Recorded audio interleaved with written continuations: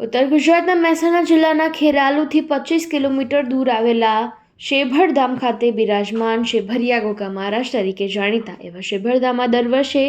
શ્રાવણ માસમાં નાગપંચમીના પવિત્ર દિવસે ગોગા મહારાજના દર્શન કરવા માટે ભક્તો મોટી સંખ્યામાં ઉમટી પડતા હોય છે। ત્યારે આજે પણ નાગપંચમીના દિવસે શ્રદ્ધાના ઘોડાપુર ઉમટી પડ્યા હોય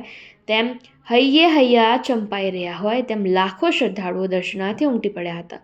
સમગ્ર ગુજરાતમાં એક પણ શહેર કે ગામ એવું નહીં હોય કે જ્યાં ગોગા બાપાનું મંદિર નહીં હોય અને શાસ્ત્ર અનુસાર હાલમાં પૃથ્વી પરના દેવોમાં સૂર્યનારાયણ, હનુમાન દાદા અને નાગદેવતાની ભક્તો ભારે આસ્થા અને શ્રદ્ધાથી દર્શન કરી ભક્તિભાવથી પૂજા અને પ્રાર્થના કરતા હોય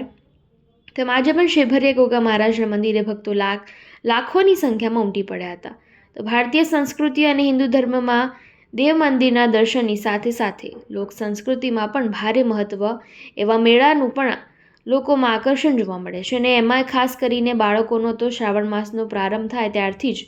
પોતાના માતા પિતા અને પરિવાર સાથે મેળામાં જવાની અને રમકડાં ખરીદવાનો આનંદ આવતો હોય છે। ત્યારે આજે પણ શેભરિયા ગોગા મહારાજના સાનિધ્યમાં